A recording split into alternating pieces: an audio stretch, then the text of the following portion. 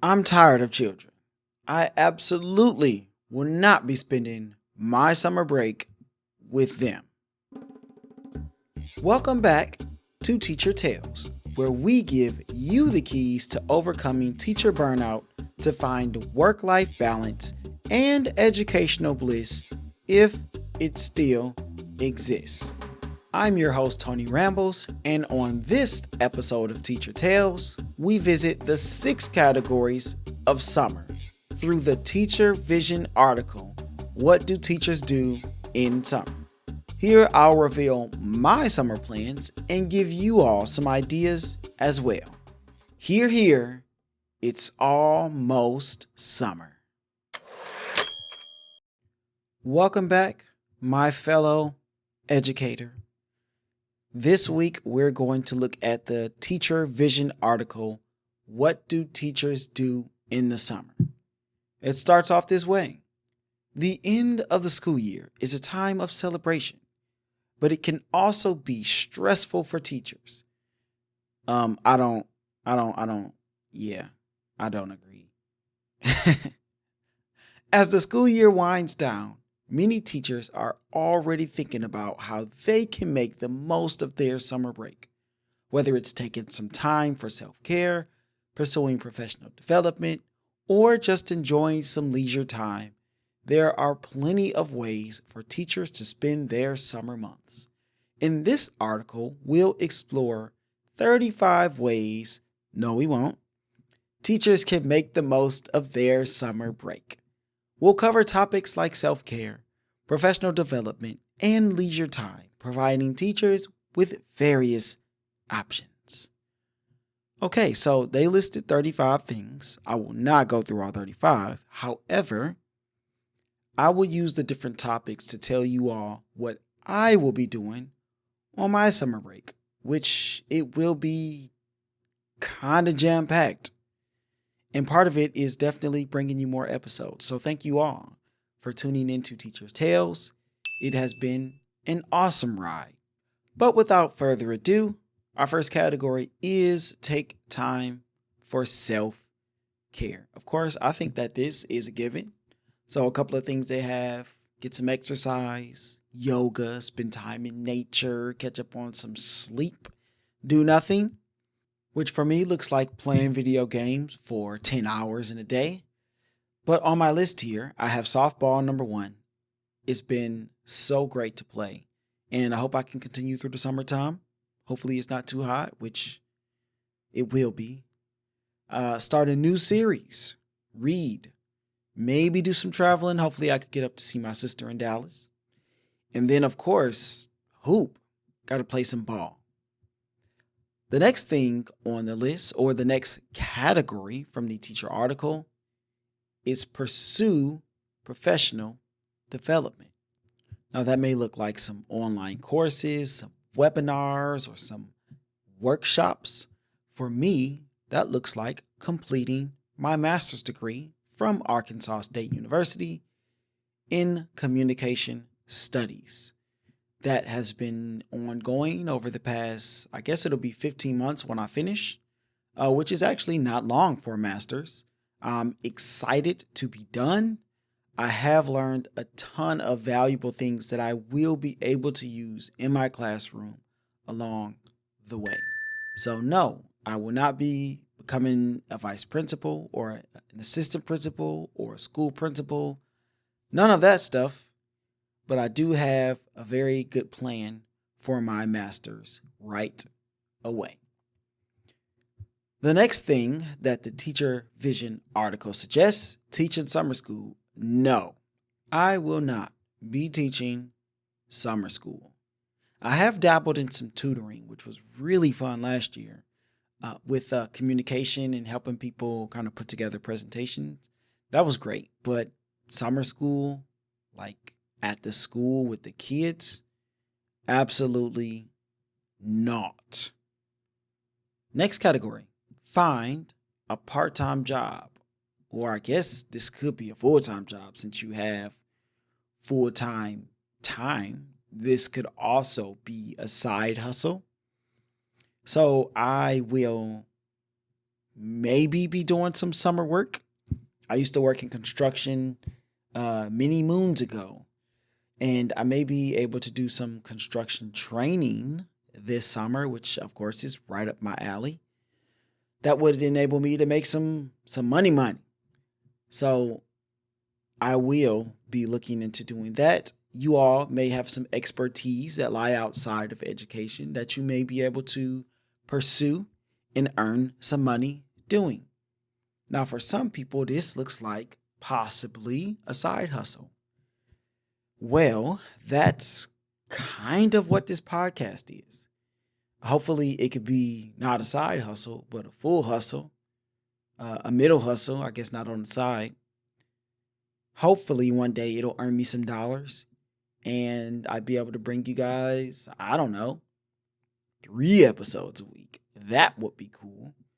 But I do plan to continue to build on what we're doing here with Teacher Tales. Thank you all again for how awesome you all have been with sharing the podcast as well as continuing to listen each week.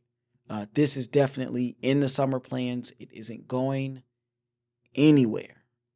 And hopefully once I finish the masters, I can actually bring more episodes. That would be great. Next category is prep for next year or lesson plan. Now, here's the story. I have a friend. I won't say his name because he would be upset if I did. But every time we talk, we always end up lesson planning. And we have this saying, it's like, as soon as I answer the phone, I go, all right, let me pull out my laptop. Let me grab it right now. Because I just know that we will inevitably lesson plan at some point during our phone call. Now, some people may think that that is weird. Some people may think that that is unnecessary. There's no way they would be lesson planning during the summertime or on a Saturday or talking with their buddy. But this is what we do. We both love communication. We love what we teach, and we are engrossed in it. So I will be doing some lesson planning during my free time, during my summertime. It's just inevitable because I know we'll talk and this will happen. So the article says plan for assessments, collaborate with other teachers. Boom, done. Got it. Covered. Next category. Enjoy your free time. Now, that is a great idea. And I think that kind of falls in the self-care category. Enjoying your free time and self-care looks like for me, I said earlier, probably a lot of sports. You know what? I'm going to try to get to a beach this summer. It rarely happens, but I'm going to try to get to a beach this summer. Let's look at our next category. Get ahead on your professional development. Now, this says in person. Attend conferences, take a class at a college, attend a teacher retreat. This is interesting because I ran across some professional development that was sent out by my wonderful CTE director, and it was on AI. So I looked at this and I thought, I think I want to do this because obviously AI is taking over is probably an overstatement, but it's definitely being integrated into our schools, whether we like it or not.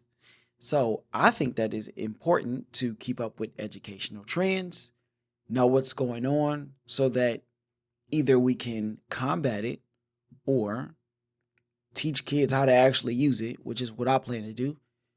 Otherwise, they'll just be awful, right? Educator, teacher listening. I know you have probably had kids turning stuff in that is totally AI generated, and you can just tell. You're like, oh, this is so bad. You don't know what you're doing, so you can't even maximize the potential of AI. So my hope is that this summer I can attend some professional development on artificial intelligence and figure out the best way to integrate it into the classroom. Not just for me as a teacher actually using it, but teaching my kids how to use it as well. Now, some people will be totally against this. I say the train has taken off already, it is out of the station, and it is down the track. What are we going to do about it? Are we going to run from the train? Or are we going to hop on it? Or are we going to get flattened by it and left behind? I am going to hop on the train, and I'm going to learn how to conduct this train. I'm going to learn the caboose and all the trail cars in between, so that when I teach the kids, now they know how to actually run the train without running people over. So that is the online or in-person professional development that I will be doing this summer. I'll probably end up teaching the PD on it myself because that's just how things go. So let's recap. We've got our 6 categories: enjoy yourself / self-care, pursue professional development. I think that's kind of outside learning. Teach summer school, which is a no for me. No judgment if that's what you're doing. Get a side hustle or find a job in the summer. Prep for next school year or lesson plan. And then lastly, in school PD-ish kind of stuff. I hope that makes sense. Hopefully you all have created some kind of plan for your summer. Of course, the main thing that you want to do, and is stated here as the last part of the article in the conclusion, summer break is a valuable time for teachers to recharge and prepare for the upcoming school year. Whether you're looking to pursue professional development, earn extra money, or just enjoy some leisure time, plenty of options are available. By taking advantage of the summer months, teachers and other educators can help themselves and their students succeed in the upcoming school year.